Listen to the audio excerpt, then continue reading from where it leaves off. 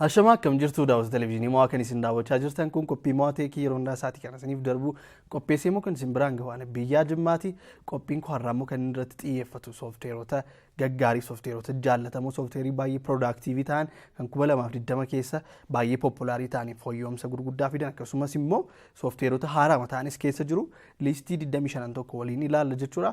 Qophii torbee darbee keessatti konkolaattota jaallatamoo ta'an kan 2020 fi 2021 isin biraan gonkoon yaadatamaa sanarraallee akkasiin waa hubattanii waa'ee konkolaataa insaayitii wayii argattan abdii qaba. Gara fuulduraatti immoo namoonni konkolaataa bitachuudhaaf pilaanii qabdan haala kamiin akkasiin bitachuu dandeessaniif hubannoo isinii ta'a jedhee yaada. Ispeesifikaalii immoo konkolaataa tokko tokko irratti akkuma qophii sana keessatti waadaa isiniif seenee konkolaataa lamaan sadan tokko ispeesifikaalii fudhadhee waa'ee ekstiriyerii interiyer diizaayinii isaa teekinooloojii ispeesifikaalicha keessa jiru autopilot siistemii akkasumas immoo seeftii yuunitii konkolaattota sana keessatti argaman kan konkolaattota biraandii beekamu kan lamaan tokko gara fuulduraatti isin biraan nangaa har'a immoo xiyyeeffannoon keenya guddaa kan ta'u waa'ee soofteerii irratti soofteerota korporeetiin yookaan immoo dhaabbati tokkotu qabaate oomishtummaas yookaan immoo piroodaaktivitii isaa hin dabala jedhee yaaduun isin biraan gaa. Egaa warreen kun soofteerota jaallatamoo ta'aniif soofteerota toop reetingii awaardii gurguddaa argatanidha. Isaan irratti xiyyeeffata jechuudha. Hanga xumura qophii kootti akka isin dhugaa turtaniif immoo kabaja guddaan isin gaafadha.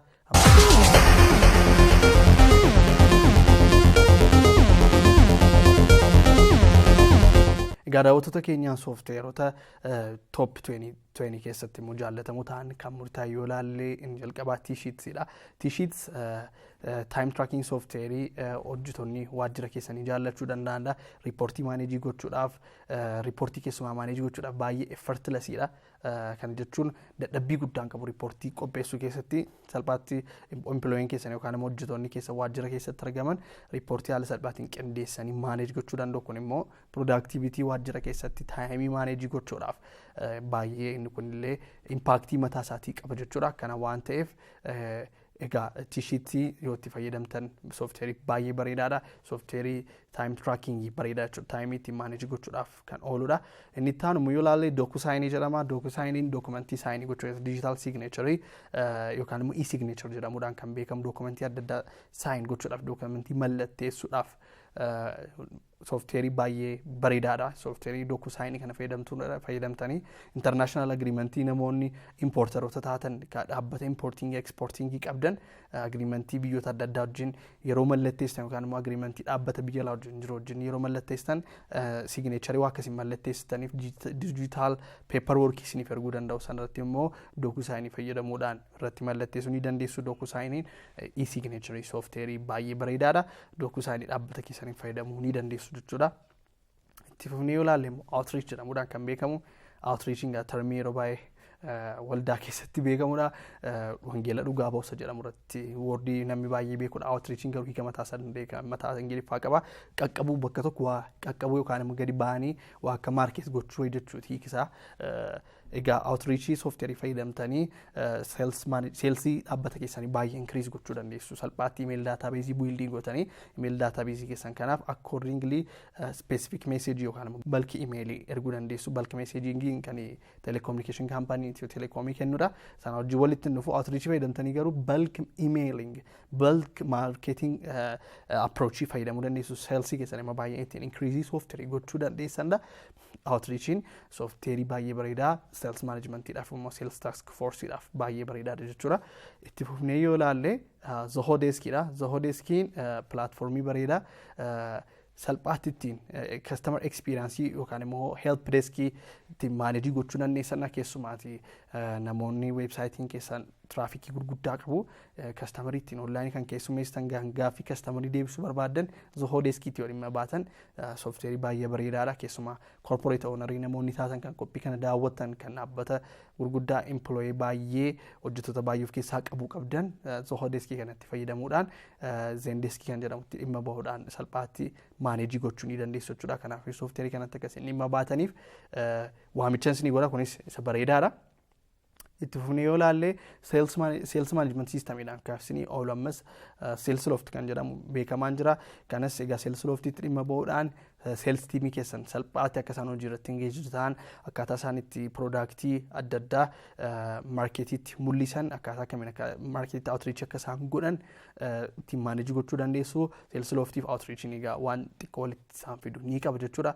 Haa ta'u malee specifically garuu sales loftiin software salesiidhaaf oolu software baay'ee bareedaadha jechuudha. Sales loftiitti yoo dhimma baatan kunis software isa gaariidha. Itti fufnee yoo ilaalle UKG Workforce Central yookaan immoo formerly Workforce Central jedhamuudhaan kan beekamudha.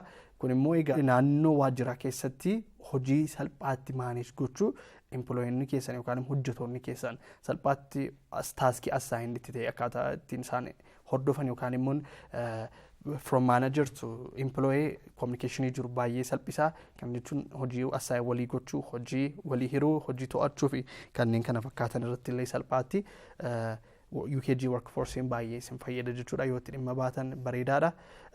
Amma immoo yoo itti fufnee ilaalle fresh deskiidha. Fresh deskiin keessumaati Zendesk duukaa wal fakkaata. Zendesk duukaa walitti fidu help deskiidha yookaan immoo help chatting system of keessaa qaba. Ticket system create gochuu dandeessu, support ticket system ittiin online manage gochuu dandeessu. Dhaabbati keessan traffic kan manage godhu yookaan immoo employee keessan karaa webii keessanii keessummeessu yoo ta'e yookaan immoo karaa mobile app keessan keessummeessu yoo ta'e fresh deskiin one of the best applications. Kanaaf fresh deskiitti dhimma baatanii webii keessan duukaa integrate gochuudhaan fresh deskii kanaan salphaatti chattii manage gochuu ni dandeessu. Help desk illee taatanii sagaleedhaan illee client keessan duukaa dubbachuu ni dandeessu. Kana jechuun egaa hojii baay'ee salphisaa. Inni kunis software bareedaa tusin dhimma itti baatanii corporateedhaaf gaarii ta'udha. UKG Pro yoo itti fufnee ilaalle UKG Proon kan UKG Workforce kan jedhu silaan maqaa isiniif dha'ee salphaatti organizationii keessatti hojii manage gochuudhaaf kan tajaajilu. Hojii salphaatti employeetaaf hiruu, ittiin riipoortii sassaabuu, ittiin manage gochuu, ittiin employee scoring system ittiin manage gochuu fi wantoota baay'eedhaaf software ooluudha. Software globaalii researchii gurguddaan irratti hojjetamedha. Kanaafiyyuu softwareota akkas biraandii bebbeekamoo ta'an yoo dhimma itti baatan salphaatti issue baay'ee addressiniif gochuu ni danda'a jechuudha. Waajjira keessan keessatti UKG Proon one of the best software waan ta'eef kanatti illee dhimma ba'uu ni dandeessu. Yoo itti fufnee ilaalle Paylocity kan jedhamu jira. Paylocity'n payrollii hojjettootaatti salphaatti manage gochuu unified platform systemidha. Hojjetaa attendance time attendance machine information argame payrollistii keessatti gashuudhaan guyyaa hammamii akka hafee taaskii kennameef hojjechuuf dhiisuu isaa warreen kana ilaaltanii hojjetaa adabuudhaafis yoo ta'e hojjetaa ittiin award gochuudhaafis yoo ta'e Paylocityn kun baay'ee bareedaadha jechuudha. Software commercialii ittiin hojjetaa keessan fully utilize gootanii dhimma itti bahuu dandeessanna. Paylocityn software jaallatamaadha jechuudha. Yoo itti fufnee ilaalle waa'ee live chat yoo kaafne live chat irratti help desk wajjin waan xiqqoo walitti isa fidu jira. Help desk duukaa konseptii wal fakkaatu qaba. Help deskiin garuu more reachidha. Wanta baay'ee of keessaa qaba. Live chat yoo specifically ilaalle garuu intercomiin immoo software isa jaallatamaa tokkodha. Single customer wajjin manage single customer yookaan immoo bulk customer system ittiin manage gootanii al tokkotti live chat system sana hojjettoota baay'ee assign gootanii customerota hedduu wal duukaa keessummeessuu ni dandeessu. Globaalii dhaabbattoonni software kanatti dhimma ba'an baay'eetu jiru. Warreen akka Bluehost, GoDaddy softwareota commercialii akkasitti dhimma ba'uudhaan kan isaan chat system isaanii manage godhan kan mataa isaanii waan create godhanii fayyadamanis jiru. Garuu specifically dhaabbattoonni software akkasii irratti invest godhanii hojii hojjetan on purpose waa'ee wanta sanaa irratti specialize godhu waan ta'eef rich systemidha. Salphaatti customer keessan irraa information sassaabuu ni dandeessu. Intercomii yoo fayyadamtan bareedaadha jechuudha live chat systemiidhaaf. Egaa turtanii foddaa televizyina keessanii kan banattaniif kan isin daawwachaa jirtan kun qophii mo'aa teekii yeroo hundaa isiniif darbu qopheessee immoo kan isin biraan gahaa jiru ani biyyaa Jimmaati. Qophiin mo'aa teekii guyyaa jalqabaa dafinoo irraa isiniif darba. Irra deebiidhaan immoo facaasaa sa'aatii 5 akkasumas immoo gaafa roobii sa'aatii 8tti immoo yookaan immoo sa'a 8tti irra deebi'a jechuudha. Irra deebitanii daawwachuu ni dandeessu. Qophii irratti kan baay'inaan xiyyeeffadhu waa'ee teekinooloojii irratti teekinooloojii adda addaa yeroo adda addaatti jiran kan isin dadammaqsuu danda'an kan daayirekshinii baay'ee ta'e wantoota baay'ee akka isin ilaaltan isin godhan irratti nan xiyyeeffadha. Waggaa haaraa 2021 dura keenya jiru kan warra lakkoofsa adii kanatti immoo jechuudha wantoota teekinooloojii haaraa baay'ee wajjin ilaalla. Waa'ee automotive teekinooloojii akkasumas artificial intelligence gara fuulduraatti immoo waa'een vaaksiinii koronaa kana maalirra ga'e teknooloojiin vaaksiinii meedikaalii keessa jiru maal fakkaata yookaan immoo talaalliin COVID-19 hojjetamaa jiru maal fakkaata amma yeroo ammaa kana mass production isaatu jira waa'ee kana fakkaatan immoo yeroo biraan mata duree guddaa godhee isinitti deebi'a har'aaf garuu kan nurratti xiyyeeffannee wajjin daawwachaa jirru qophii waa'ee soofteerota commercial purpose oolan kan dhaabbata keessan keessatti hojii baay'ee isinii salphisuu danda'aniif kan dhimma yoo itti baatan immoo waajjira keessan keessatti hojii baay'ee ittiin to'achuu dandeessan kan seelsii keessan ittiin to'achuu dandeessan kan hojjettoota keessan ittiin to'achuu dandeessaniif akkasumas immoo live chat systemiitiin immoo maamiltoota keessan kan isin ittiin keessummeessitan soofteerota gaggaarii ta'an irratti xiyyeeffadhee jira jechuudha yoo itti fufni ilaalle immoo ADP workforce now kan jedhamu immoo jira kun immoo HR soofteeriidha human resource management soofteeriidha keessumaa hojjetaa keessan yeroo yerootti monitor gochuu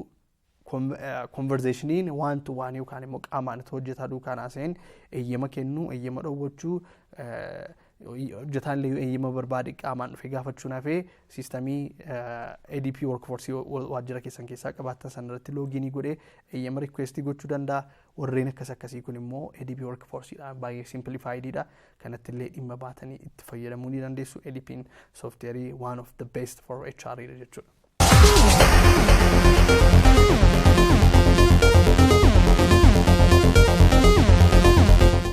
yoo itti fufnee ilaalle peelorisiitii ilaalleerra peelorisiitiin kaffaltiidhaaf yookaan immoo peerooliitiin maaneejii gochuudhaaf kan ooludha akkuma kanaa immoo paycheck flex kan jedhamu jira paycheck flexiin salphaatti ittiin kaffaltii akkaataa akkamitti akka raawwatamu peeroolii hojjettoota keessanii akkasumas immoo kaash tiraanzaakshinii waajjirri keessan qabu kan ittiin salphaatti maaneejii gochuu dandeessan saafisanii oola jechuudha biyya keenya keessatti yeroo ammaa kana P3 quantumiin hojiirra oolee jira. P3 quantumiirra mooreen hybridii ta'an baay'een mooreen akka paycheck flexiin kun fa'aa waan jedhame sanatti illee dhimmanii bahuu dandeessu jechuudha. One of the best software inni kunis jechuudha kanattis yoo dhimma baatan peeroolii siistamii waajjira keessanii salphaatti maaneejii gochuu dandeessu.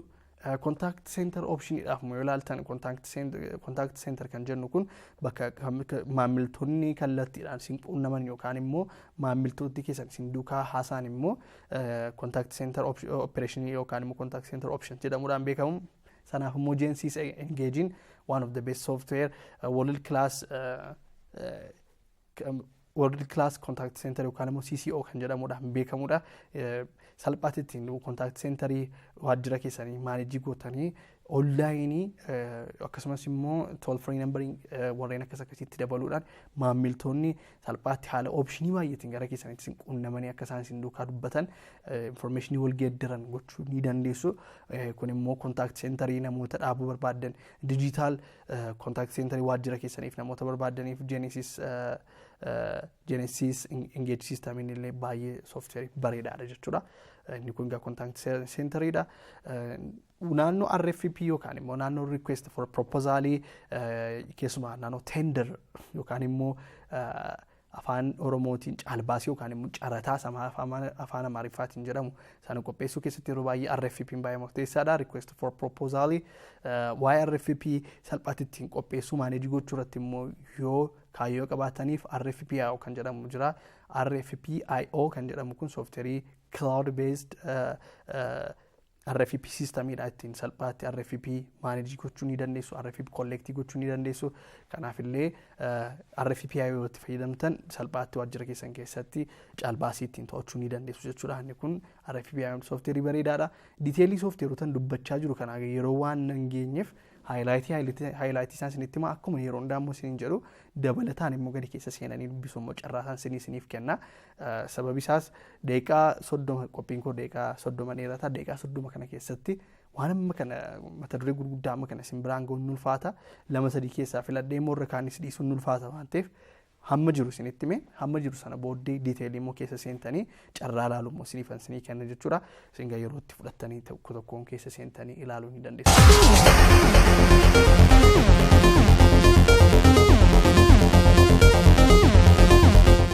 fufnee immoo yoo ilaalle Looker soofteeriin jedhamu jira. Lookeriin keessumaati analytics programmiidha yookaan immoo analytics platformiidha.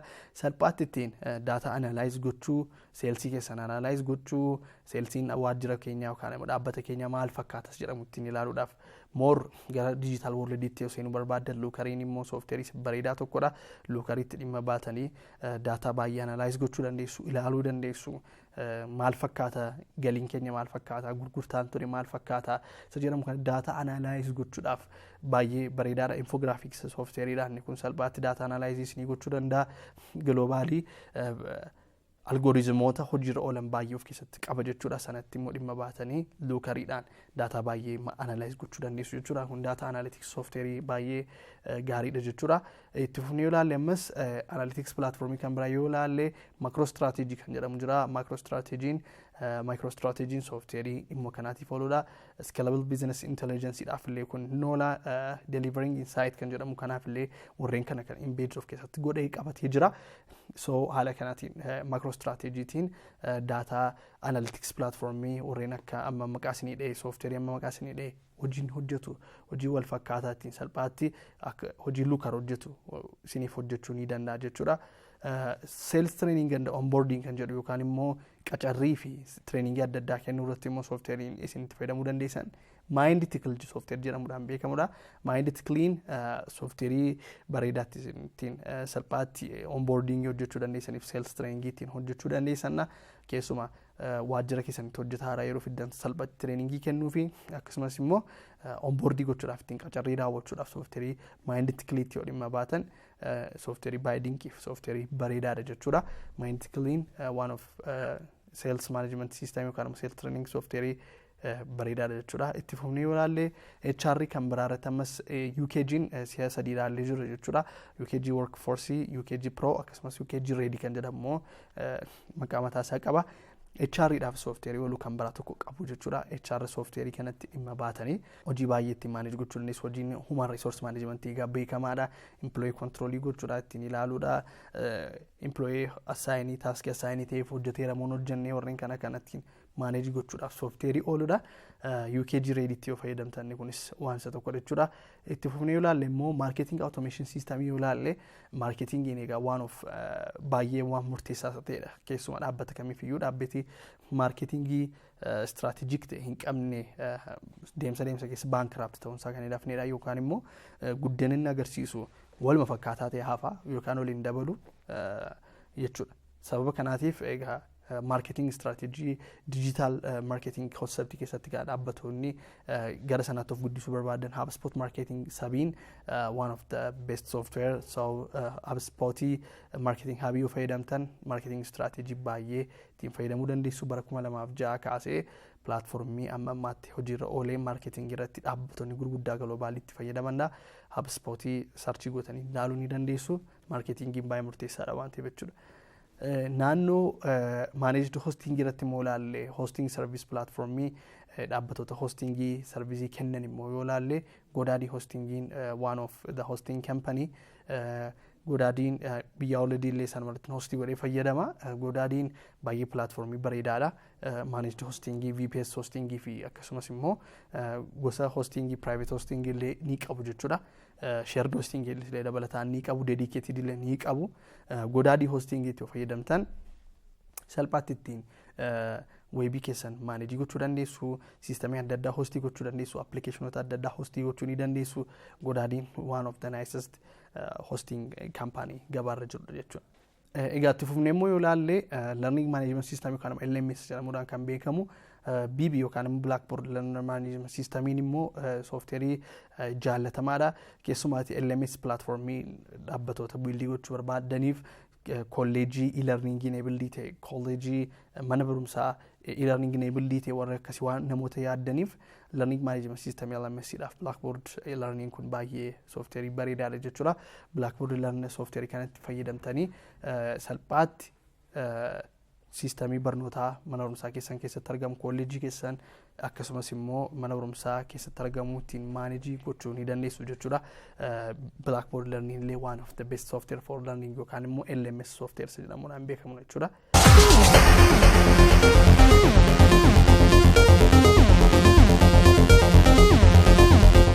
itti fufni immoo yoo ilaalle sooshaal miidiyaa maaneejii gochuu keessatti sooshaal miidiyaa maaneejii gochuu yeroo jedhamu asirratti akkasiin hubannaa guddaatiin na hubattan kanan barbaadu sooshaal miidiyaa personal akkaawuntii keessanitti maaneejii gochuuf waan akkasiitiif miti sooshaal miidiyaa peejii Facebook peejii YouTube chaanaalii akkasumas immoo Twitterii ittiin kiiwordii maaneejii gochuudhaaf kiiwordii seelsiidhaaf isinii ta'u keessuma dhaabbata gurgurtaa gurguru keessatti Facebook peejiin warreen kana fakkaatan they are very essential warreen kana ittiin maaneejii gochuu keessatti HotSuite software jedhamu baay'ee software bareedaadha keessumaa keyword planningiidhaaf keyword planner software jedhaman baay'eetu jiru commercially baay'ee softwareota gatiidhaan qaalii ta'an yookaan immoo mi'aa ta'an sababi isaas keywordii salesiidhaaf sanii yookaan immoo keywordii ittiin bulk market ittiin qaqqabuu dandeessan softwareota isin mijeessanna warreen kanatti fayyadamtanii HotSuite itti fayyadamtanii namoota baay'ee bira salphaatti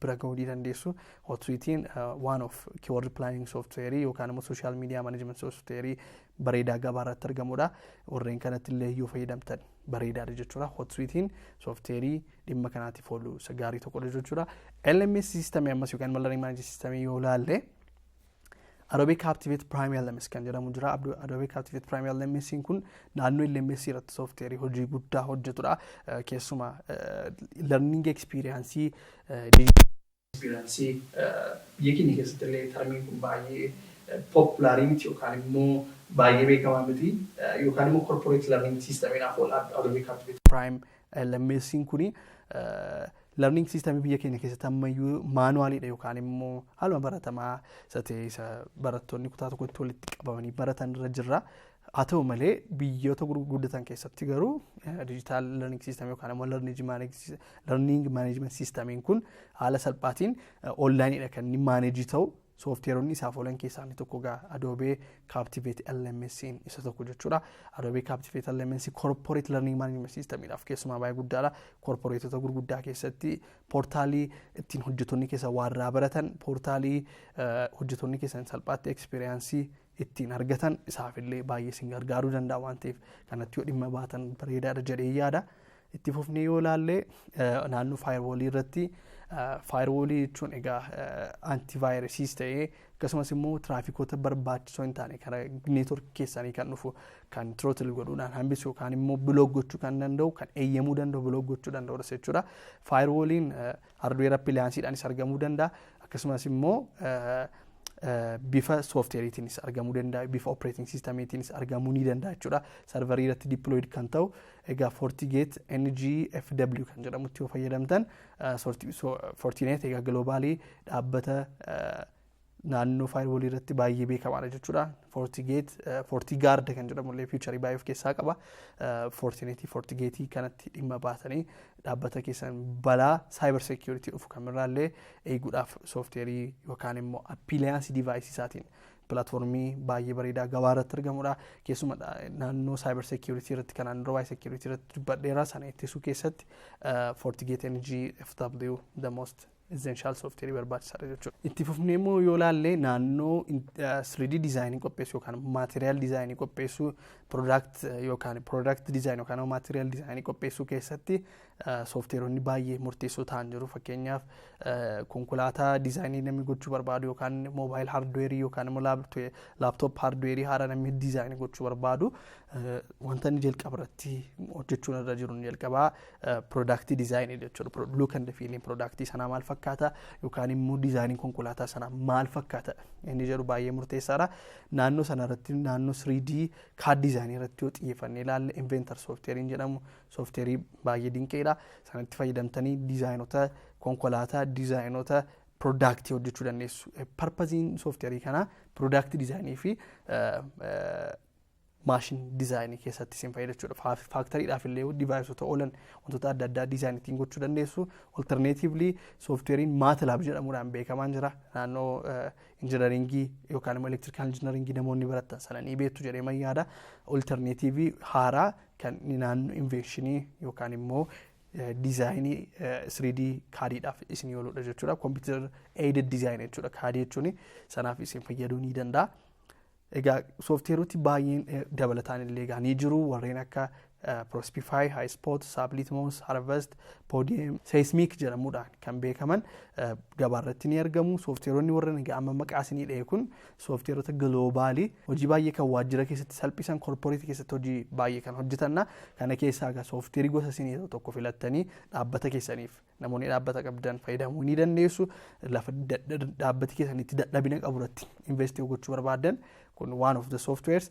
Dabalataan immoo kanarratti immoo gorsa yoo barbaadan sooftiweerii dhaabbati koo namoota dhaabbata qabdaniif qofa dhaabbati koo hojii akkasii irratti xiyyeeffata hojjetaa amma kanan qaba sooftiweeriidhaan haala kamiin dhaabbata koo kana sooftiweerii akkamiin fayyadame seelsii koo guddisuu danda'a sooftiweerii akkamitti yoo dhimma bee caalaatti waajjira koo sadarkaa itti aanu tolbutuu danda'a maarketingii koo akkamitti guddisuu barbaada namoonni gaaffii akkasii qabdan egaa karaa biyyaawolod.com hin barreessuu dandeessu. Dabalataan immoo karaa toora Facebook page koo biyyaawolod yoo jettanii search gootan siniif dhufa jechuudha. Karaa sanaan quunnamtanii gaaffii qabdan kaa'uu dandeessu. Ani immoo gaaffii sana irratti hundaa'ee isinitti deebi'ee isiniif yaada kennuu nan danda'a. Egaa kana gaaffii kana namoonni na gaafachuu maltan namoota dhaabbata qabdan qofaadha jechuudha. Namoota dhaabbata qabdaniif rakkoo dhaabbati keessan qabu irratti furmaata isin kennuudhaaf isin gargaara waan ta'eef isin gargaaruu nan danda'a jechuudha.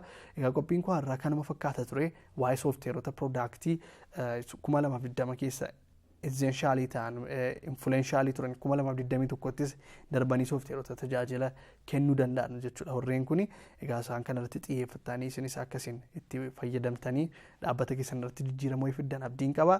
Qophiin koo har'aa kana fakkaata ture. Torbeen immoo qophii biraatiin walitti deebina. Hangasitti iyyuu turtii gaariin isiniin jedha. Nagaatti.